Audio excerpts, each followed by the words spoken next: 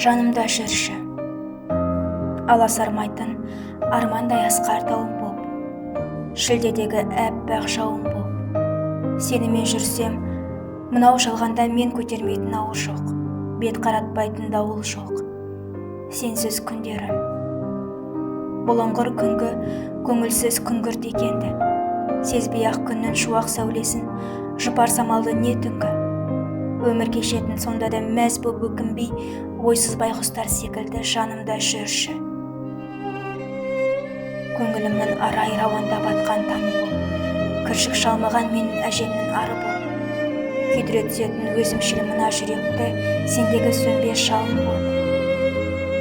Әйтеуір, осы тірлік дегеннің мен үшін өзінсіз ешбір мәні жоқ.